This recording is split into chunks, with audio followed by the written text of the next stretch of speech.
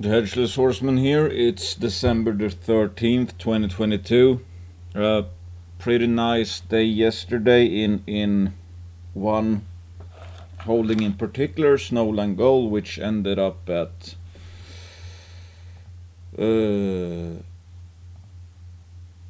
all-time high close of $3.98 a few hours after I talked about the stock again. It's like, yes, it's really nice to have an uptick like that, and everybody's cheering, everybody's counting their money, etc. But it's like, okay, if you haven't sold, what does it really matter? Yes, we're up on paper.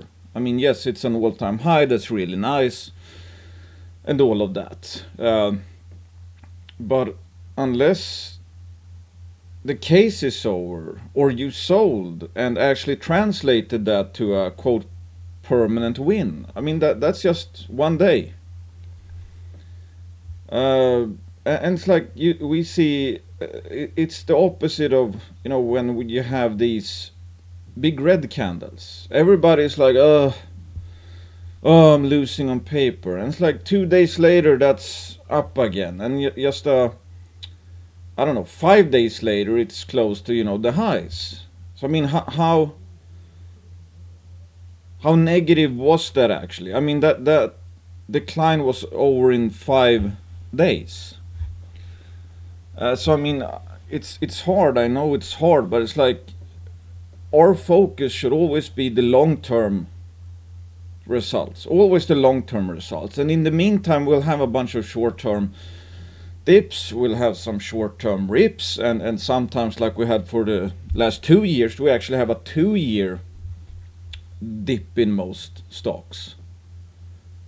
But everything changes. It's like my hodl portfolio here. One hodl portfolio I manage for a family member. It's like no market timing. I sit through all the declines and rips, etc. So yeah, one would be happy at this junction here, but then there was a 1-year correction, and now we're up again. But you can see the trend is up.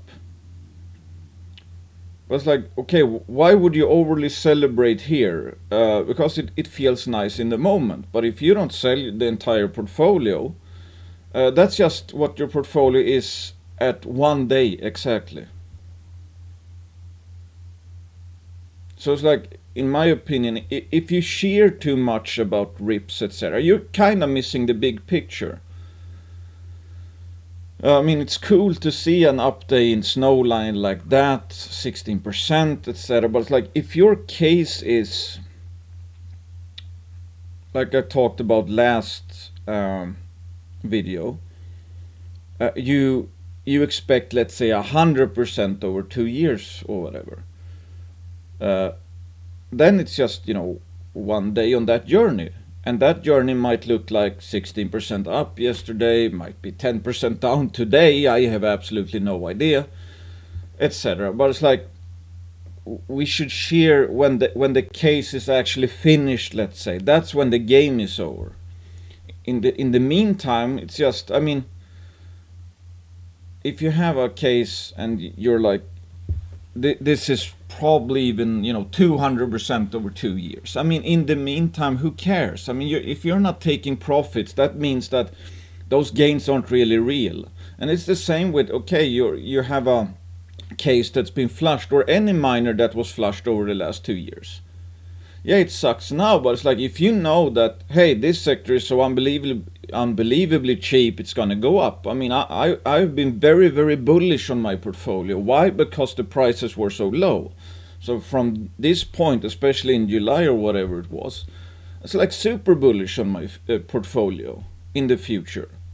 Yet most people, again, like we've seen, they see this recent 2-year correction as evidence why you can't make money, why there's no point being in miners. They're looking at the past all the time, always in the past. They have no idea how they even make money. It's like, the large returns comes after buying low. But they sell low because they haven't had returns. It's like, yeah, but we couldn't supercharge our future returns unless we had these corrections. But it's just simple stuff like that most people forget. You can look at any chart, and in hindsight you would say, especially a chart that's gone up, or at least a cyclical sector which always goes down and up and down and up. It's so obvious that you should have bought at the lows. So obvious in hindsight. Any look at Amazon or Apple or any of these high flyers, Great Bear Resources, and lately Snowline Gold. I mean, in hindsight, it's always like, yeah, you should have bought the low. But when it happens, everybody sees that as the most terrible thing ever. And it's like, take Snowline, for example. In terms of volatility, I mean, we haven't had a news release since I think it was like the November 15th. So a month of no news releases. What happened first? It went down 12% and then up 52%. That's a 65% swing on no news. But still everybody, again, looks at what Mr. Market does in the short term on a day. It's like, no news is out, and you see one of your favorite cases down 10%. I mean, if one just assumed in this case, hey, no news is out, the case is intact, pretty much this, news release here basically confirmed that the case is still intact. So you see that long-term growth trajectory. So if you have a 12% price discount on no real change, how is that not a gift?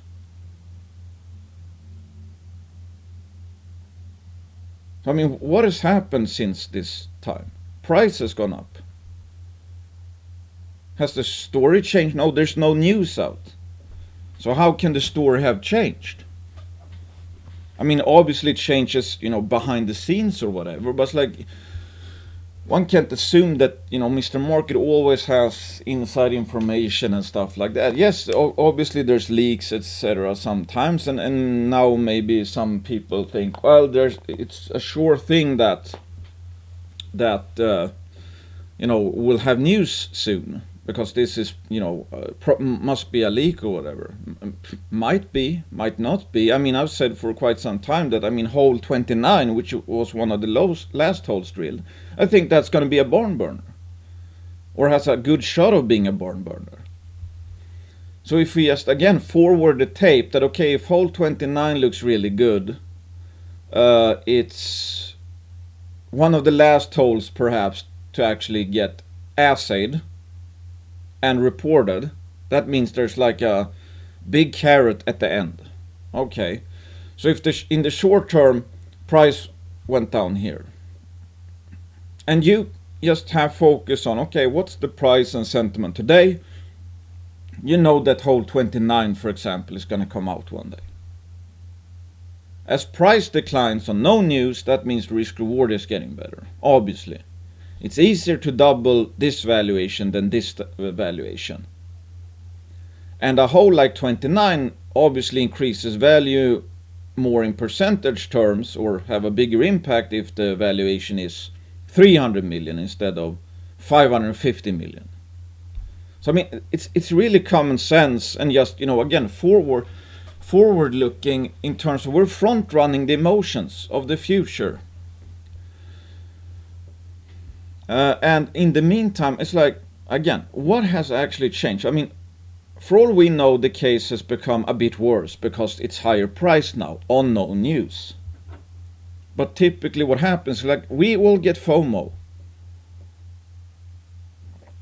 And we know that can also work in the sense that, when FOMO kicks off, it starts feeding on itself. That's why this sector goes down way more than it should, and that highs go up way more than it should. It's because price acts as a signal to other people to buy, and a sell declining price is a signal to the herd that you should sell. That's why this sector has been so ridiculously cheap that it's almost been impossible to make a mistake, yet people can't find a reason to buy during the lows of July or last month or during this tax loss selling season, when it's like, I mean, again, from a just rational perspective, it's like, if it's impossible to overpay for something, how on earth are you making a mistake? It's not a mistake even if it goes down 20% more or 50% more. If it's cheap, it's cheap, and by default not a mistake. And I don't care about the short-term results might suggest something completely different. I mean, in this case, for example, all of a sudden buying here looks wrong here, but buying here looks right here. But maybe this buy was better than this buy, but the results in the short term are completely different. I don't know if that is too helpful, but it's like, I guess the point is, like Bob Moriarty says a lot, like nobody knows anything. Nobody knows anything. And again, that's why I like probable growth cases, for example, and why I like the idea of, in the case of Snowline Gold, they put out the vein densities, etc. And for hole 29, that looks really good, for example. So you kind of know that in the future, in months from when that was reported, the vein densities will probably have a pretty good headline hole. And then you look at price and sentiment today and think, okay, what's going to happen if we are still at this valuation with this sentiment and a hole like that comes out? My bet would be that Snowline would go up. And the more you can see into the future, that's why I like stores like Western Alaska, for example. Any real good post-discovery play where you can, assume that, hey, if these guys drill 20,000 meters and put out 20 news releases, I think price and, first of all, value will be higher than what is priced at today. So the risks will be to the upside. And in the meantime, I have absolutely no idea how a stock will trade, because it's not me that's managing the stock price. Again, 95% of people doesn't beat an index.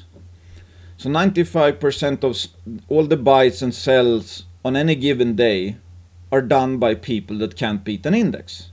So there's a 95% chance that the market is absolutely clueless on any given day, or any given price at least. So when you think like that, like assuming that there's idiots buying and selling, etc. And if you just take a step back and look at the longer term picture, because obviously whatever value Snowline will be, I have no idea if Snowline will multibag from here in the medium term or go down in the medium to short term or whatever. All we know is that it's easier to let's say double from this level than this level. That's all we know. And in the meantime, there's been no news from this since this point. So for all intents and purposes, value hasn't changed, except, I guess there's some context things that have changed, like Lundin's getting into fireweed zinc, and that is not too far off from where Snowline is, and Snowline has the Ursa project, which is I guess a target which is similar to what fireweed zinc has, base metal rich, I wouldn't say strata bound perhaps, but I think it's the same type of target, even though that's pre-discovery, way pre-discovery. It looks like a very large target, but no drilling yet. So yes, I guess the Lundin's coming in changes things up a bit, because it makes it more likely that Fireweed Sync will get the go-ahead or will be able to develop it, their project or projects, and in that case that's probably gonna affect Snowline as well, makes it more probable that Valley, for example, could get developed. So from a sense, yes, there is some change actually, contextual change, and maybe that's actually behind what's happening here. But other than that, it's like, I mean, that's a pretty big jump, pretty big change in price, obviously. And again, it's our job to be rational and look at the risk reward. All we know is that price has gone up. And on a contextual basis, yes, implied value has gone up with what's happening next door at Fireweed. But again, I am not more happy buying here than here, I can tell you that. It feels really good, but I always get nervous when we have uptick, because I know, like I've shown before, no trend lasts forever. I mean, this trend might continue. I have no idea where it's going to go. I mean, it might look something like this and then go back, or it might actually look something like this and then go higher instead. So I have no way of knowing that. That's why I always have a longer term perspective, because that's where in my opinion, risk reward and margin of safety comes in. It's like, if we can guess, is Snowline probably gonna be worth more than where it's valued at now in 1 to 2 years? Let's say we have let's say we have a 12-month target of, well, 12 months is way longer. Anyway, let's say we have a 1 year target of $10 a year from now or so. If we believe that's a high likelihood of, or the base case is that it's going to trade at $10, or the value would be at $10, obviously there's upside from here. And in the meantime, it doesn't, I mean, does it matter what way it takes if that turns out to be true? No, not really. And that would be the time when the, let's say, case is finished, or that 1 year case is finished. Then we'll have to reevaluate, okay, when we reach that point, what is the next 12 months gonna look like, or 2 years. So that's why I think it's like, and on that point, if you shear 1 day rips, you have to mourn 1 day corrections or dips. So I think you're doing yourself a disservice by being too emotional, because yesterday's rip and today's price might change today. So if we go down, you're not only gonna have, you will have gone from, let's say, cheering, celebrating, to mourning within 2 days. Yet nothing has really happened, and I mean, so far the trend is intact. So I mean, even if it goes down today, for example, past returns are really good, and maybe the future returns are really good. But it's like we take everything so personally on a day-to-day basis, and I think that is really wrong. It's like, you should be greedy based on the long term. If you're greedy in the short term, you're probably overpaying, because everybody's greedy in the short term and fearful in the short term. So you're joining the herd if you're if your case is again short term, because everybody's short term. And it's like I found one of my, or I went back and looked at one of my earliest videos on Snowline when it was trading at, I don't know, I can't see what this is, I don't know, 60 cents, something like that.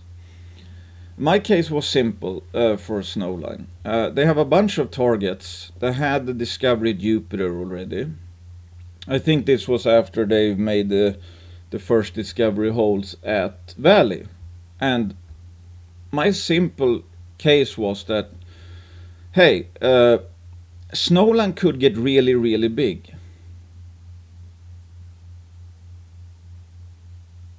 And I think I said that blue sky potential for Snowline is like the top 3 of any juniors I know of. And I mean, this arrow here actually turned out to be pretty accurate. $4 is here. We're $3.98 right now, and I think it's around the. We can see the months here, but I think it's probably around December. So I mean, this was just a spooky. Ended up being spooky accurate, even though this was just a representation of like how it could go. But now all of a sudden, okay, from 60 cents or whatever. I mean, Snowline alone right now is paid for a bunch of juniors that would have gone to zero, obviously. That's what I mean by you don't need to be right on every one. But if you have a bunch of Snowline cases, for example, I mean, hopefully 50% work out. And if the other 50 go to zero, you probably make money. But the important thing is, I mean, imagine it's like the time. You're never gonna get... where am I? It takes time for this. It took time for this to go from here up to here. It takes time to drill. It takes time for the company to figure out the controls of mineralization. It takes, even if at the end of the day it's let's say a 30 million ounce gold system, you don't prove that up in 6 months.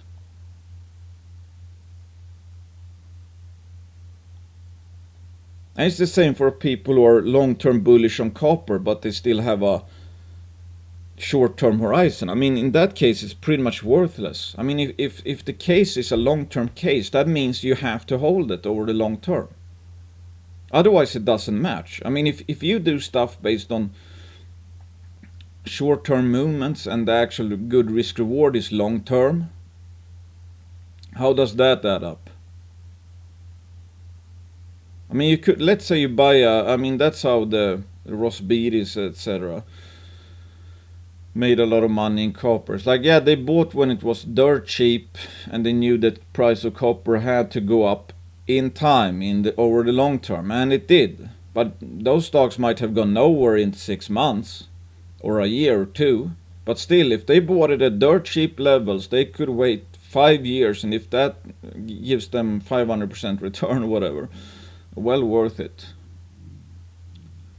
But it's very hard to do that. But again, it's like, look at the Snowline chart, for example. You see a trend.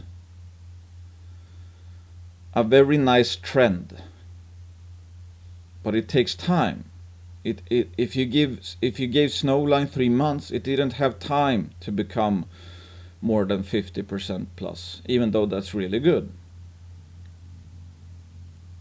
And that's also why, like, if you find, let's say you have 10 Snowline cases, and you take and 3 work out, but you sell those 3 early on, as soon as you're in the green, and the other ones went to, for all intents and purposes, went to zero. How on earth could the ones who succeed actually pay for the losers if you sell at a 50% pop? Long before the story is actually, flushed out, or they've reached the peak of growth. No, you can't. So that's why it's like, again, the hodl portfolios, most cases in this one, that's stories that I think could grow for the next at least 2 years.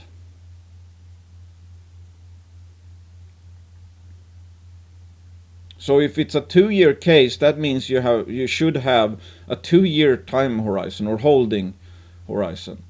And then you have to evaluate as news comes out. What's the price? Is the case intact? If so, yes. Okay, let's say our story goes down. Is the case intact? Yes. Then it becomes a better buy. Should I sell something else to buy that? let's say our stock goes up a lot and the case hasn't changed, no news out, okay, the risk reward gets a bit worse. Can I buy some of the other 2-year cases that have gone down instead on no news, so they actually have a better risk reward because price is down? Stuff like that.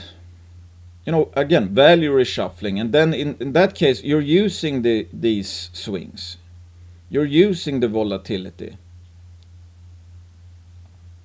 It's like, Eloro Resources, again, it's like people look at this chart and say, Eloro hasn't gone anywhere, it's still outperformed the junior sector for sure since this period. And who knows, in my opinion, Eloro has kept on increasing value because they keep hitting and now they added more land and yada yada yada. Price has, again, gone sideways. So Mr. Marcus suggests that nothing has changed. Nothing at all has changed from pretty much, okay, they've diluted a bit, but let's say from this point here, or from this point here to this point here, when we include a bit of dilution, Mr. Marcus suggests the case is unchanged. I would suggest it is not unchanged. I would suggest that the Eloro Resources has become better. And what we have to know, again, if we fast forward a bit, Eloro has still not put out their maiden resource, but that's expected, I think, in Q1. Okay, we don't actually know what the resource is going to be, and we don't know what they'll find when they drill more and drill at the new patch of land. But okay, today's price relative to how the market is going to feel about value when the maiden resource is out. Let's say they put out a AG equivalent resource of 1 billion ounces. And all of a sudden you have some, let's say, value on paper, on black and white, that people can easily look at and then, and I know, I don't know how much of it will actually be silver, but it's like I'm bullish on zinc and tin and even lead and silver, obviously, yeah, maybe I said that, but and zinc, whatever. Let's say they come out with a huge resource and I don't know what the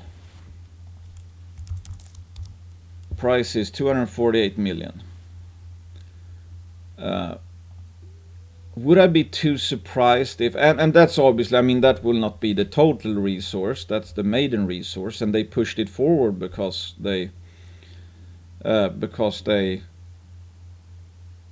so much drilling success. So that would be the maiden resource, that won't even be the final resource.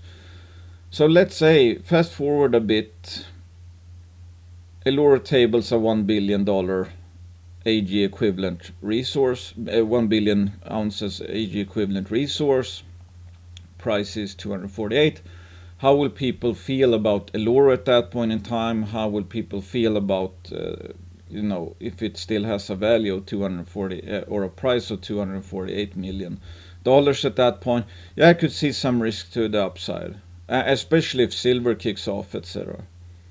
If they did a PEA, for example, I think the PEA would show an immense value, actually. Yeah. Again, that's what I like to do. I like to forward the tape, consider news releases that has yet to happen yet, and how the market will feel about that case relative to the price I can buy it at today.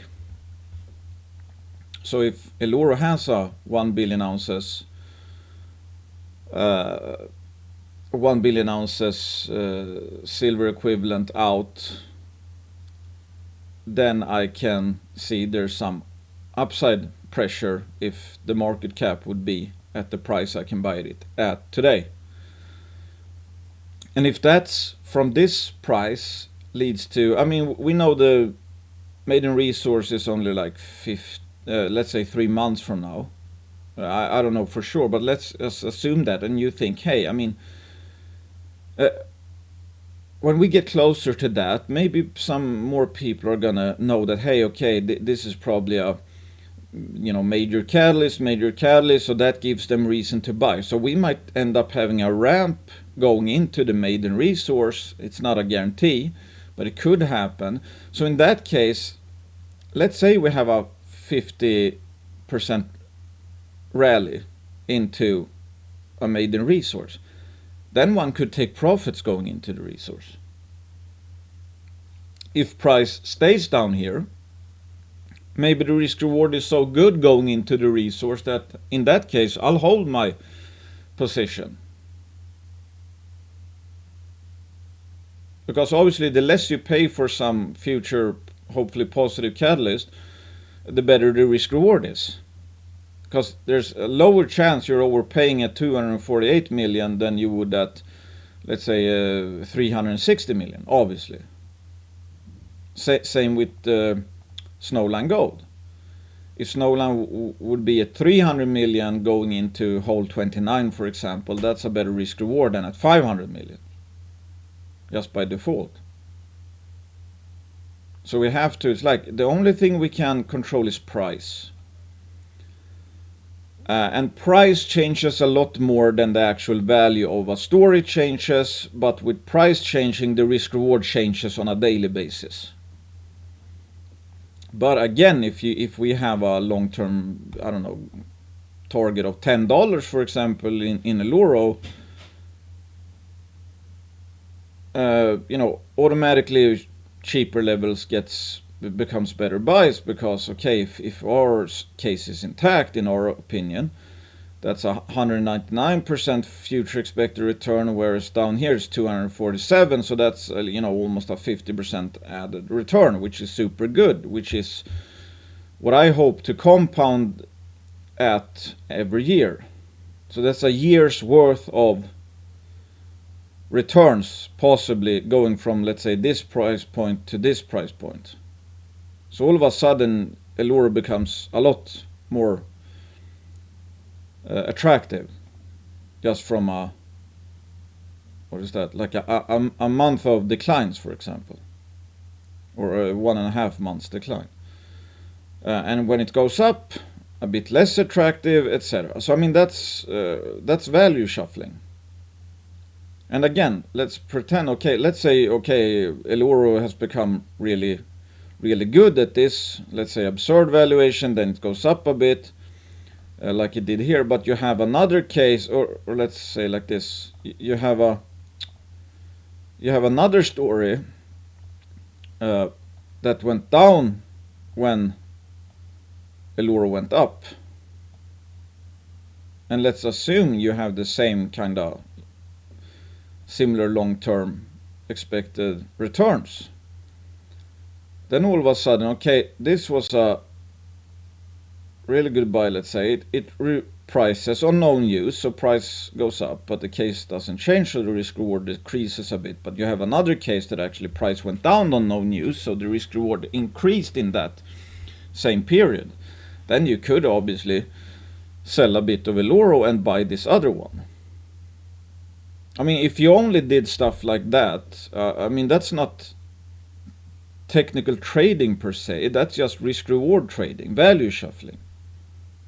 If Eloro becomes a bit more expensive, or less cheap is probably the better word, but something else becomes even cheaper, you could reshuffle that. And of course, like from a long-term perspective, if the value has kept increasing and prices stayed stagnant, the risk reward is getting better and better, and the future returns are just increasing.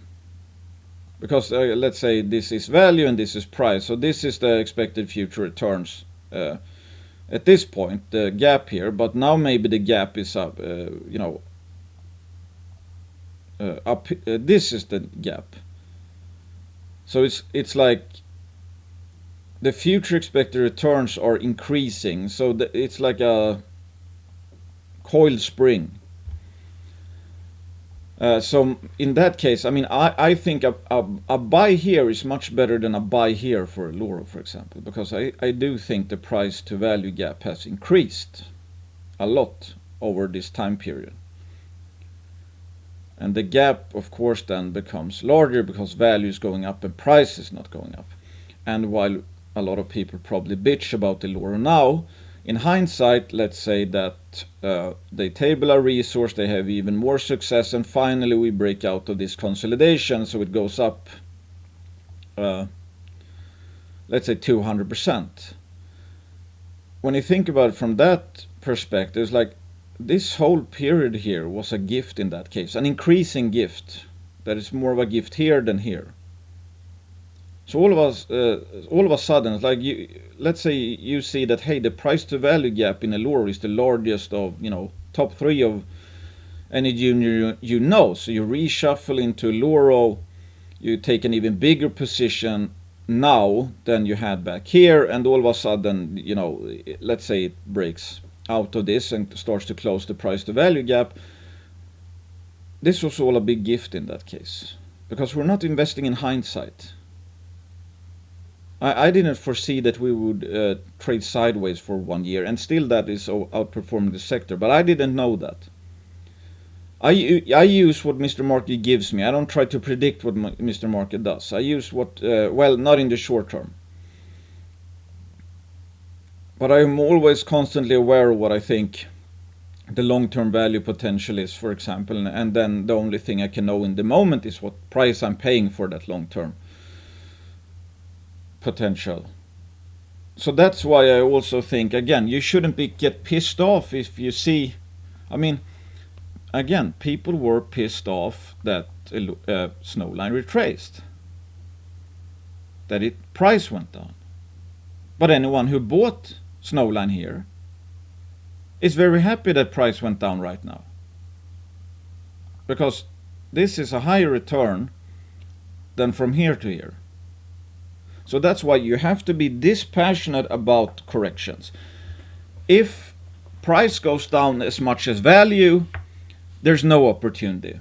If price goes up more than value, there's an opportunity to take some money off, let's say.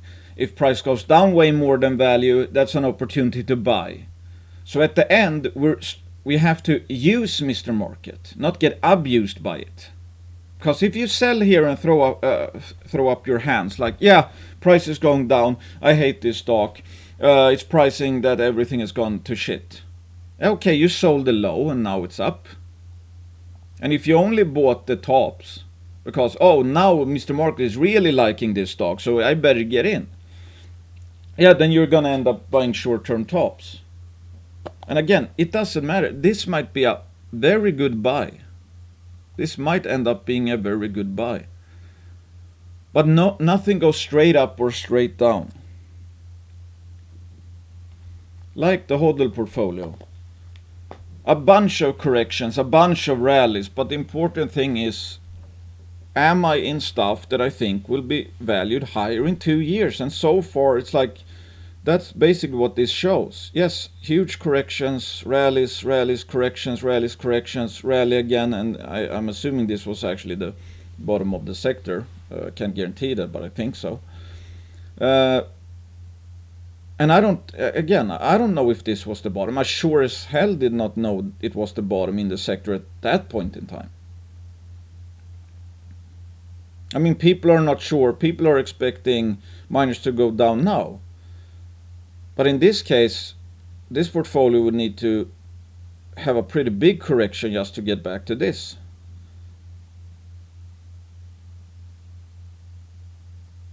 So my point is that market timing doesn't make much sense, in my opinion. Because if you can buy stuff so cheap that it's a matter of when, not if, you're going to make money, that's all you need. And this was my fourth largest my fourth large correction. It's like I showed this chart some time ago, I think, for Tectonic. I don't remember actually what the chart looked like back then, but I think it was around here. Yeah, I think it was around here when I used this chart, without what happened afterwards.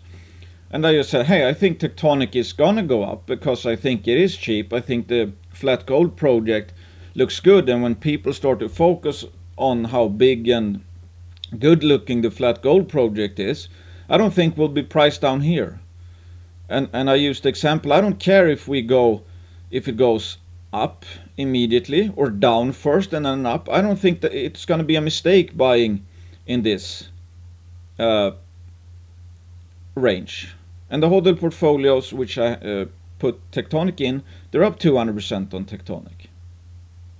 Because in my opinion, the upside potential was a matter of when, not if, without even taking assay risk. So that has turned out to be true. We haven't seen any assays, and you're still up 200%. So no assay risk. It's just you kind of knew that, hey, the market is going to be more positively inclined to Tectonic when people start to get how potentially big the flat gold project could be. But a market timer would maybe sell here because it didn't look like the actual absolute bottom was in. Maybe they, I don't know. Maybe they expected this was a false breakout, but now it's taken out the high, so now they get in or whatever. But somebody who would be front running the fact that, hey, this is going to be worth more, this is going to be valued higher, they would obviously just love that this would have made new lows. Because in their mind, in this case, like, yeah, okay, base case, it's gonna hit this point. So if the lower it goes, it means that the future returns are just going up.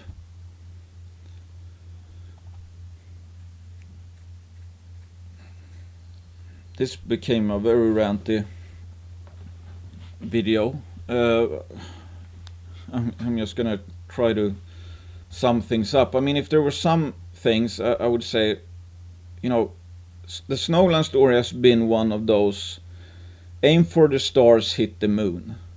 I mean, this is already a multi-bagger, and given how many targets Snowline has, it also, now everything has been running based on Valley, and they have the Jupiter target as well. They have the Gracie target as well. They have 10 other reduced intrusion related gold prospects and base metals targets and stuff. So has Snowline hit peak growth after the time has passed and the stock has multiplied? I don't think so. So I like those stores because one of these that works. Who knows where Snowline is going to go over the longer term?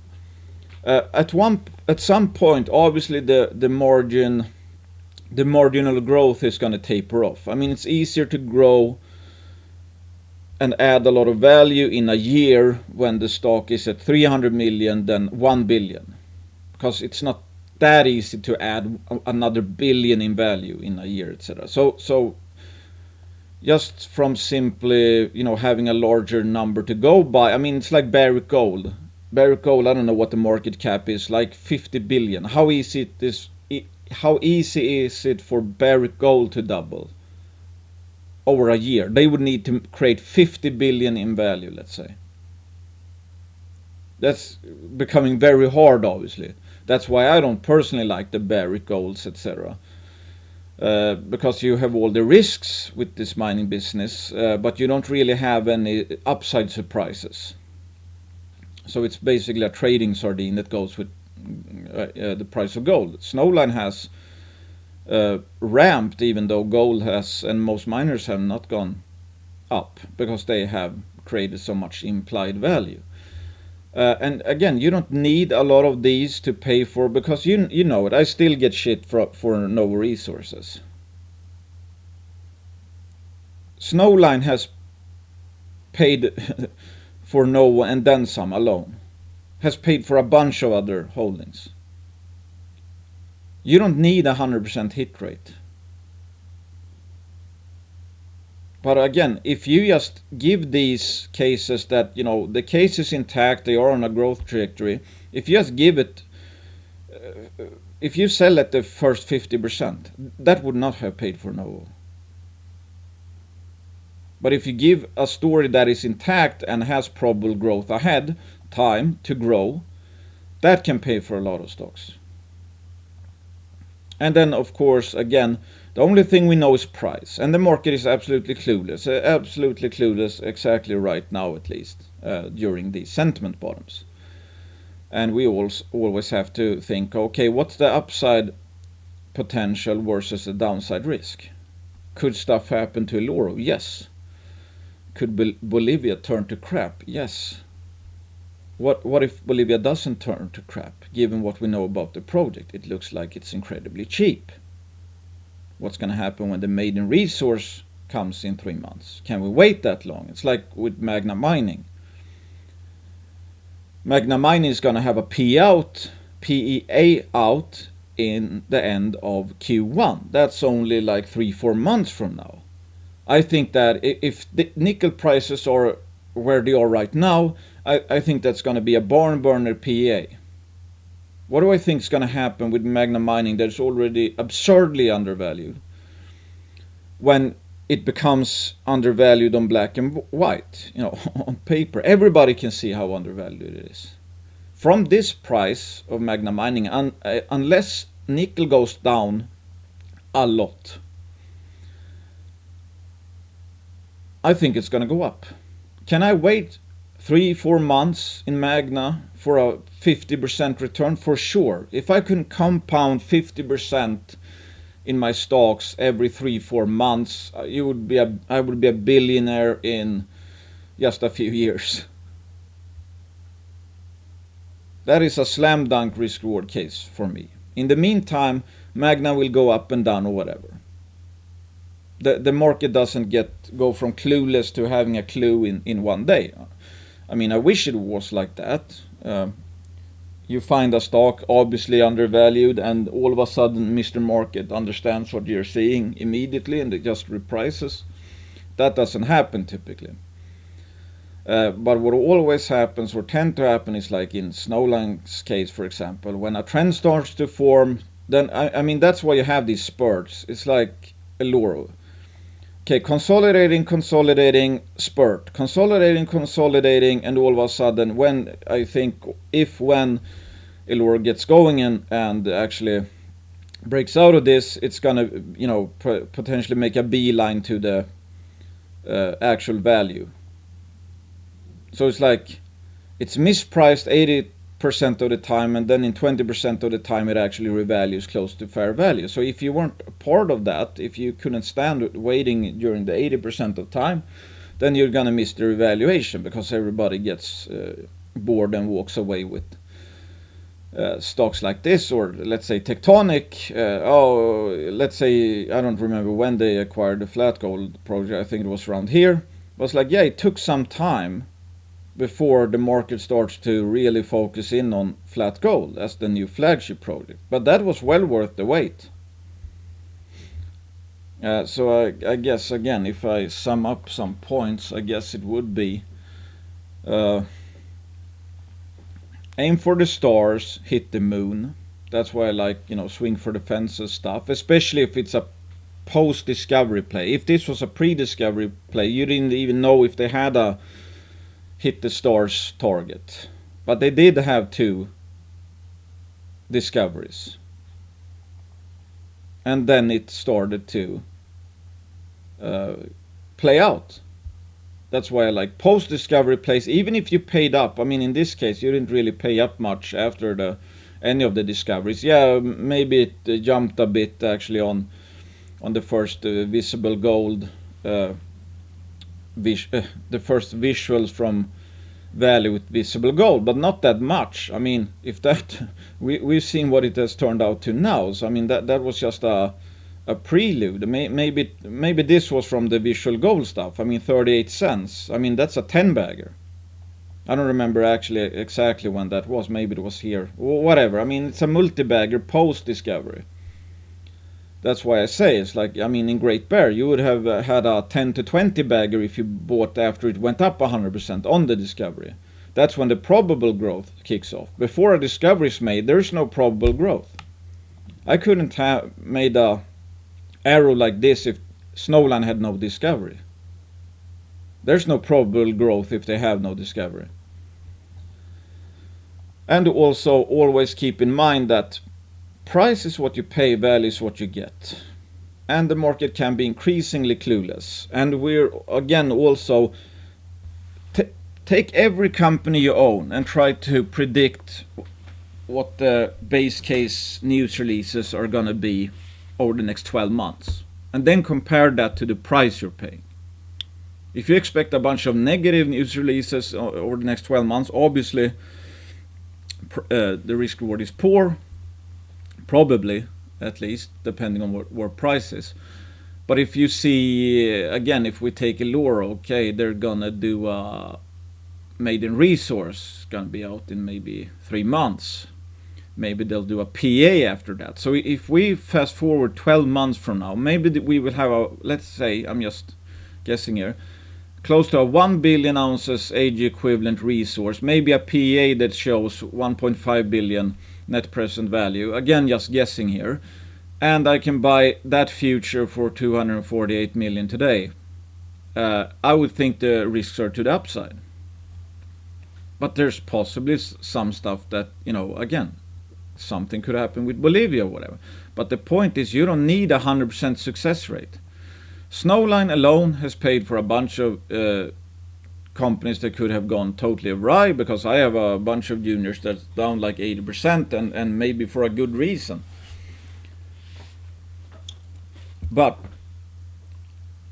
I took a very large position in Snowline, which I wrote about.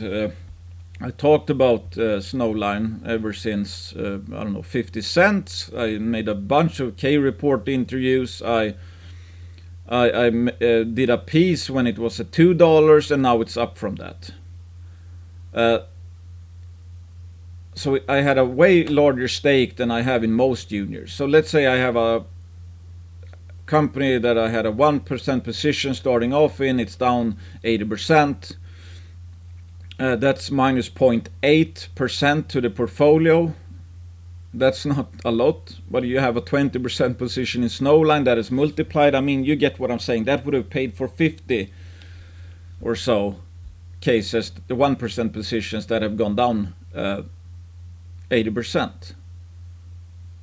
But you know how trolls are. It's like they have most people can't invest for shit anyway, so nobody gets that stuff for some reason. And like I've said, I think the better the case is, you should have a larger position size. And I've had, some real sink bombs in large positions as well. Novo, White Rock, Montero's actually pretty big. And still, you can't let that discourage you. You have to constantly, you can't throw up your hands.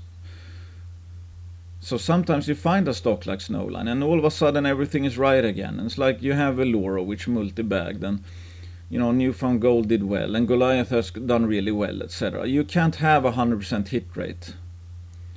And if you find a slam dunk case like I-80 at $2 whatever, again, if you take a 20% position in that, it's like 50% should be easy peasy, and you take a 20% position in I-80 gold, so you're up 10%. That would have paid for 1%